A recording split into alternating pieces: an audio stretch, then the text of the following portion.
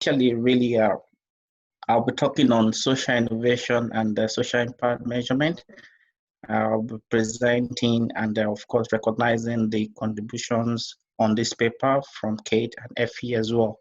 So there's a slight change between what I've forwarded and what I'll be presenting, but not that major, because I've just added a bit of a background so that it will be clear in terms of why I'm presenting impact measurement and the linkage to social innovation.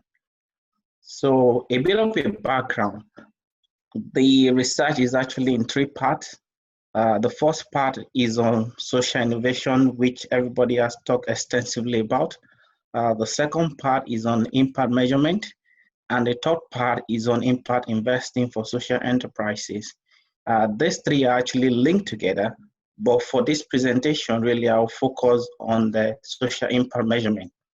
And the reason being that the objective at the beginning of the research is actually to explore if social innovation could deliver social impact, grow to large scale, and at the same time, achieve financial profitability through impact investing for sustainability.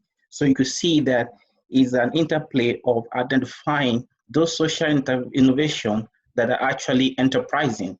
According to these, really, that if we have to examine social innovation that will be sustainable, then we are talking about enterprising social innovation. Now, by way of definition, in terms of what sort of social innovation would we consider for sustainability? So we looked at the different definitions and, of course, really building up on Alina's presentation, really.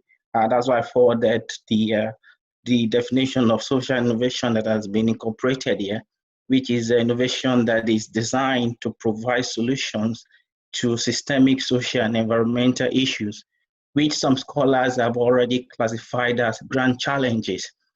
And now these issues, really, whether it be social or environmental in nature, really are also as part of the issues that the United Nations is aiming to address, and they're all encapsulated within the SDGs.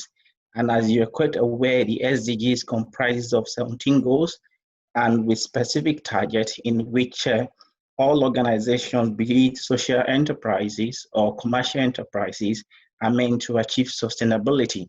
So this is the introduction of the sustainability dimension to the impact measurement approach.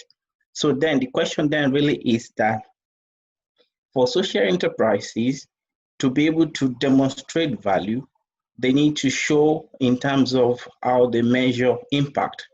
And as I mentioned in the background earlier, the measurement of impact is quite controversial.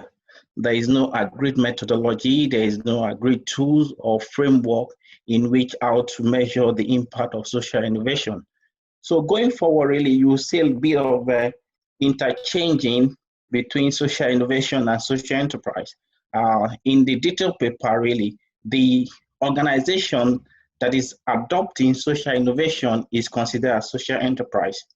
So this is a broader research framework that incorporates what has been done in terms of looking at the different literature on social innovation, social enterprise, impact investing, impact measurement, and the steps that we took in terms of coming up with an agreeable measurement framework. So we looked at the different impact measurement approaches to identify what are the commonalities across all these impact measurement approaches. Then through a high-level comparative analysis, we're able to identify that what is common across all these measurement approaches is actually the theory of change, stakeholder theory, and the sustainability dimension in which I mentioned earlier, and which is for the SDGs. So with this by itself, we're able to propose a framework. Then the next step of the research really is to test it further by actually now engaging experts within the industry to get a confirmation sort of in terms of what has been proposed. But the details of the expert interviews and the details of the case studies will not be presented for this paper. So, but it's just to get inputs and get the whole on the impact measurement framework itself and the steps that has been taken to come up with that framework. So essentially, really, there is a task force committee as of 2014, which was set up by the UK, bringing all the various stakeholders, the various actors within the impact measurement ecosystem to be able to see or identify how impact measurement can actually be measured. And within the ecosystem, you talk about the people who fund social innovation or social enterprises, which are the investors or even some asset managers. Then you talked about the commissioners, like for instance, in the UK, you've got the Charity Commission, you've got the government body funding social innovation, or maybe the organization itself. And then you talked about the data service provider, people that validate in terms of how to measure impact, and also from a policy. So bringing all these various actors together to be able to establish how, going forward, we can have a clarity on impact measurement. So in terms of some literature, I'm not going to go through these details because of time. So the whole idea really is to find out what is the current or existing measurement framework that has been in place in terms of what scholars have been able to come up with.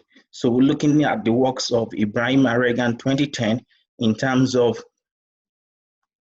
acknowledging the fact that the field of impact measurement is actually largely driven by practitioners.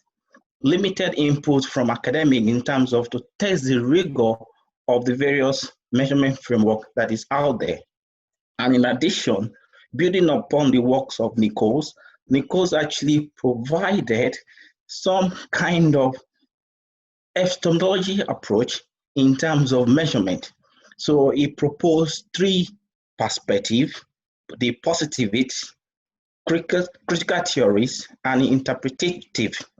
And this is coming from the point of view of accounting, because one of the things that we've observed really is that for financial measurement, there has been rigorous research in terms of accounting for financial returns, but we've not been able to have the same thing in impact measurement.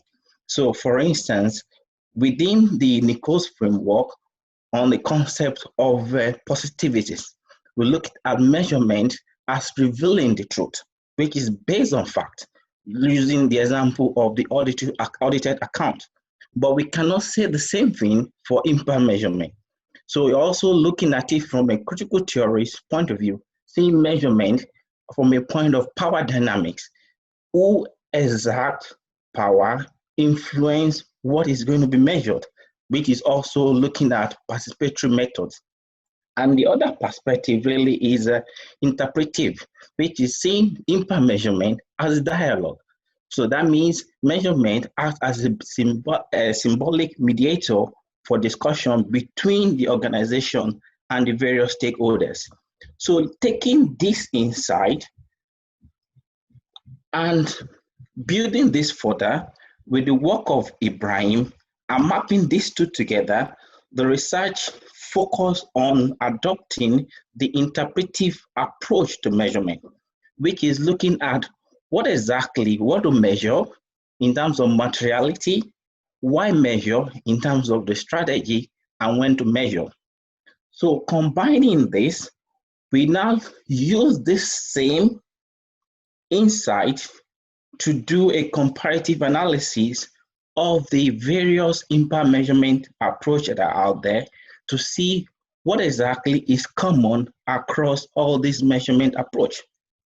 So a commonality that came up really is that as the identify measurement approaches that is commonly used, including the outcome matrix by the Big Society Capital, impact reporting and investment standard, the social enterprise balance scorecard, social return on investment, logic model, and also social accounting and audit. They all have the elements of theory of change and stakeholder theory. However, where they differ to some extent really is on the metrics in terms of to what extent do we align what exactly we'll be measuring. For instance, the outcome metrics have the outcome areas. IRIS use standardized metrics. The enterprise scorecard, you have definition of KPIs. Then for the social return on investment, you talked about monetary value as ratio. So looking at all of this, it was clear that the challenge for impact measurement is being able to identify that metrics that is going to be common across all these measurement approach. And that is why the whole idea of mapping these various approaches to the SDGs came up. That, oh, we can actually align all of these for the SDGs framework for sustainability, because it will now provide an opportunity to have a standardized metrics across all the areas that have been identified, knowing fully well that all social enterprises or social innovation aim to address social and environmental issues that has been clearly agreed upon by United Nations. So I'm going to fast forward. Initially, I've added the theory of change to actually explain the theory of change, but I will skip this part in terms of use the impact measurement framework itself to explain the element of the theory of change and also the stakeholder theory, bringing it together on the SDG. So if you look at the slides on the impact measurement framework, like I've already explained, having analyzed all the various impact measurement approaches, we've seen the commonality, which is the theory of change and stakeholder theory. And the starting point is the SDGs. So essentially, what we're saying really is that for funders or even social enterprise organization or fund managers or asset managers, the starting point really is that you need to agree and define what changes you want your social innovation to achieve. Like for instance, in the first presentation that talks about education, there is an SDGs with detailed targets, specific metrics on education. So that could be the starting point of what exactly that innovation is going to achieve. We're talking about universal basic education for all by so time and the specific indicators. So if you take that, then you can now be able to now map the theory of change with the stakeholder theory. And the way to use the framework really is that based on the element of the stakeholder taxonomy that classify the various stakeholders across 3 dimensions, identifying the stakeholders with power, this defining stakeholders with the ability to influence measurement in terms of the input and activities and the resources that is expected. So you find out that stakeholders with power are majorly the founders. Then you define your stakeholders with urgency. Your stakeholder with urgency also establish time priority.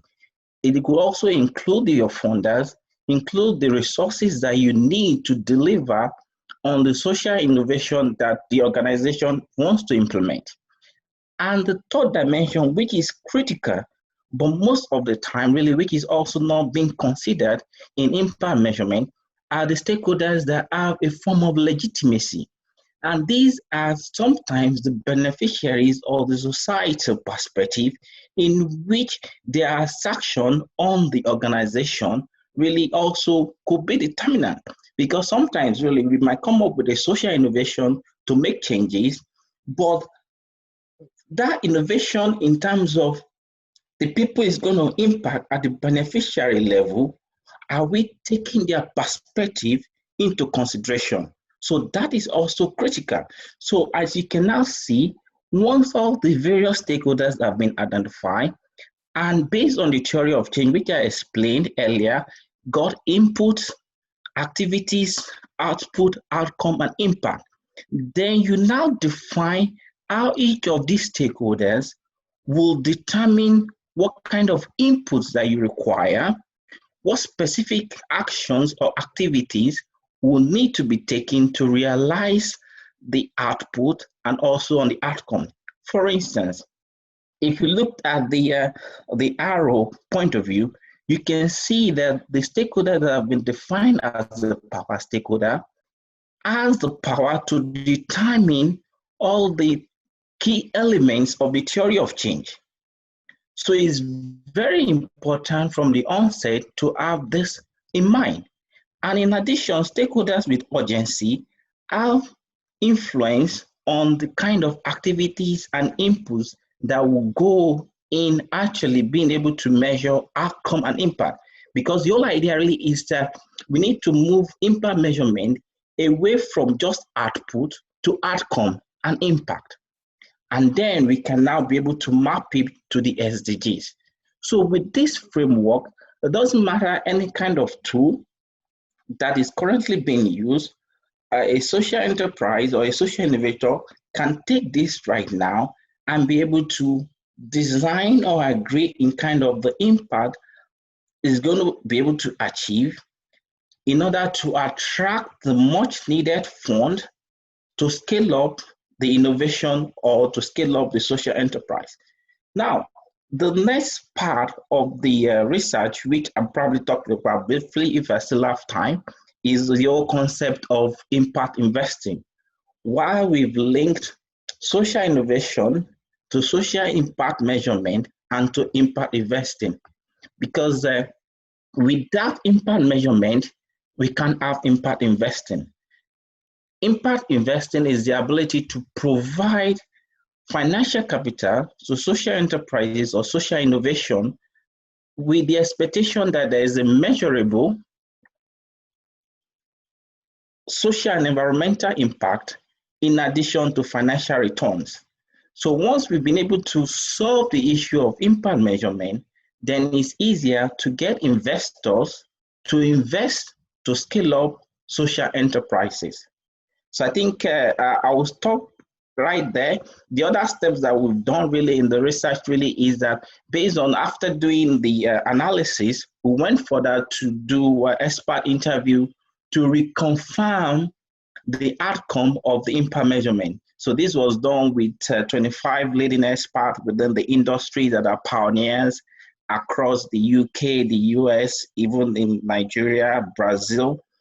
And based on the findings, we are consistent with what, in terms of the framework, which is that impact measurement, we might not have a standardized measurement approach, but the possibility of metrics that is in alignment with SDGs is a possibility. So let me move quickly so that can be some conversation and discussion. So basically, in terms of conclusion, social impact measurement is a key enabler to unlock private capital through impact investing for social enterprises, that is, organizations that are using social innovation to address social and environmental challenges, which are part embedded in the SDGs. Then the research established and validated that the theoretical framework includes the application of theory of change, stakeholder theory, and SDGs for sustainability. And of course, really, because there's been a gap in terms of being able to decode the social impact measurement space, this is really a major contribution. There is ongoing effort to look at the possibility of having an integrated impact risk return model. Now, this part of the research combines research in accounting and finance and innovation to be able to see, rather than just looking at investment from a two-dimension of risk and return, why don't we look at investment from the three-dimension of impact, risk, and return model? Thank you very much, and I will take questions and reflection at this time.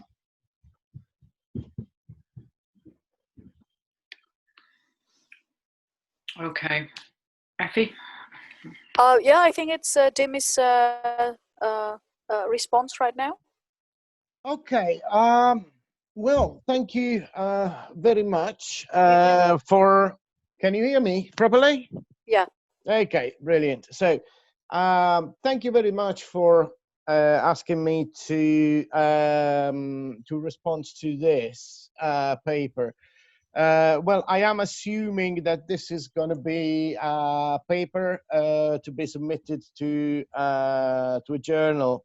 So my response will be in view of this function rather than any other possibility.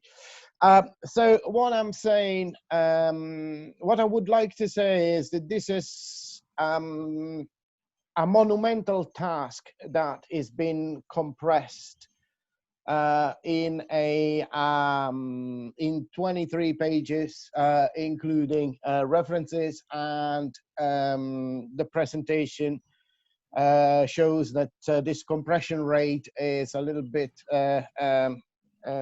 let's say, it doesn't do justice to what the authors are trying to say, for different reasons. The first one is that because there is too much on the stove, the research question does not appear to be clear enough. Secondly, there is an important point that it emerges now for this presentation. It emerged in the slide number 3, the background, and in this in the slide before this, which is, you know, the argument we need to be able to measure social impact so that we can foster investments. Well, yes, this argument is absolutely logic, but then you need to be absolutely clear about how you go in your measurement system. Yes, you've explained the antecedents, and then you linked to the SDGs, which are, you know, broad categories. Each category within each SDGs got targets, and each target's got way to get there. So you model your reasoning by going in this area, and that really is problematic for me, because when I read a paper, I want to be able to put things very simply into slots and rebuild the logic so that it stays with me. And I believe that's for everybody, or more or less everybody, the same thing. So my suggestion, and here I close, is to get to the point you want to say, get to the point, focusing your argument and you know, simplify a lot. That is my 4 minutes response to this massive work that you've been doing. So I apologize for that. Yeah, thanks, Timmy. I guess, I mean, no apologies. You can take it up bilaterally, you know, in case that you want to share with Olu more specific comments to take into consideration. Yeah, okay. Yeah, I have a lot more notes if you want to talk about equilibrium, and if you want to talk about mixing the objectives. But you know, we can talk later. Okay, that will be very good. Yeah, and I see, Olu, that you have responded already to the 2 comments that we have in the chat, which is addressing the limitations of the SDG indicators. Do you want to elaborate more on that? Yeah, sure. Let me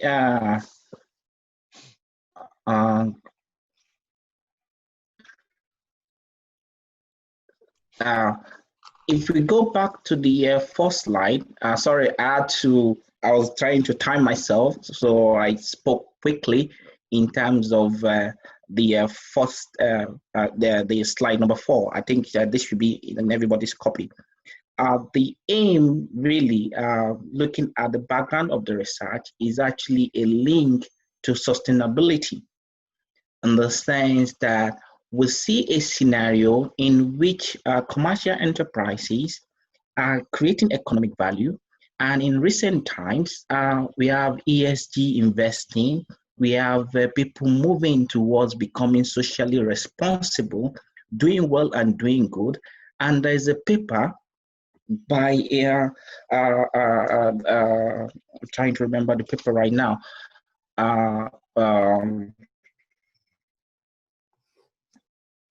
Okay, it's about integrating strategy as part of sustainability. And the whole idea really is that rather than having financial returns separate, we can have sustainability as part of a business strategy. Then on the non-profit side, we see a move from traditional non-profit towards social enterprise. So on both sides of the divide, right, we're trying to achieve sustainability equilibrium. But because at this time, present time, we don't have metrics for sustainability. The closest we have for sustainability measurement is the SDG goals. So the SDG provides that immediate indicators towards sustainability.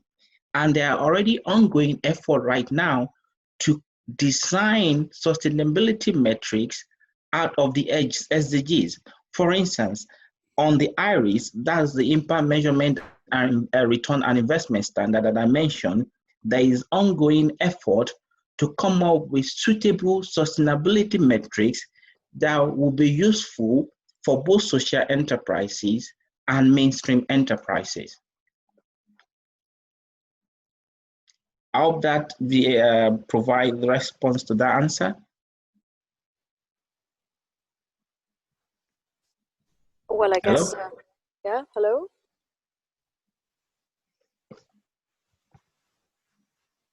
I guess that we can move on. I think, there's always the chance to take up the discussions further on in view of our special issue that is going to be published, for which, I'll tell you some news just before we end this.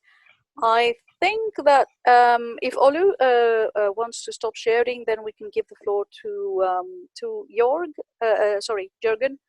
to, for his own reflections in closing up the session. Yes, yeah, thank you very much. Can everybody hear me? Yes, everybody? Oh, wonderful. Okay. So thank you very much for giving me the possibility to summarize. It's, I think, really a challenge. I don't want to repeat the things that have been said with regard to all the presentation, but maybe a few words to the state of the discussion on social innovation in the Eu-SPRI context with regard to this discussion here at this session.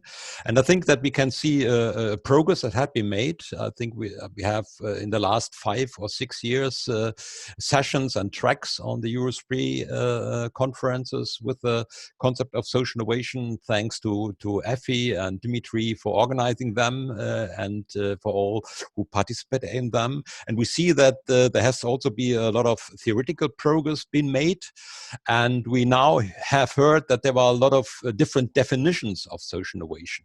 I think that must not be a problem. That could also be seen as some expression of the maturity of the field because social innovation had become a contested concept, and there were different definitions that try to convince people that they have a specific view on social innovation with all their strengths and all their weaknesses. And I think it's quite okay that there are these different definitions. And we also see that social innovation has been applied in different policy fields like education, but also in different fields like regional development or digitalization of society. Empirical studies have been conducted. That is, I think, something that shows the progress of the concept of social innovation. On the other hand, I think there is a long way to go. If I reflect the different presentation, then I see that there are a lot of example and case studies, but I miss a little bit the theoretical underpinning of the role of social innovation in processes of societal transformation and social change, and also a discussion about different models of change. Olu just skipped the slide, unfortunately. Maybe it would have been interesting to learn more about your model and of social change.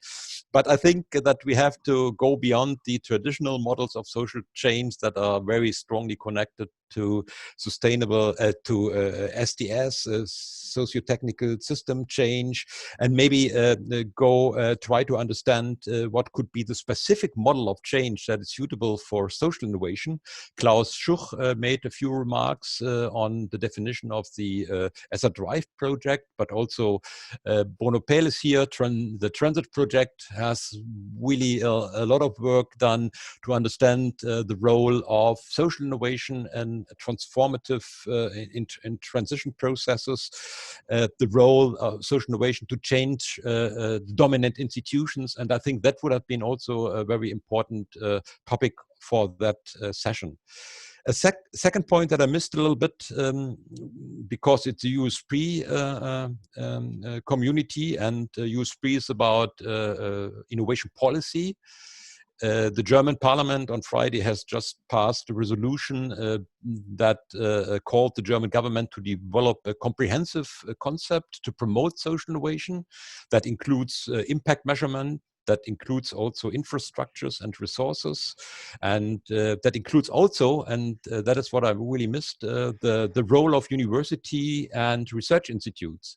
When we talk about responsive research and innovation, I think we have also to reflect our own role.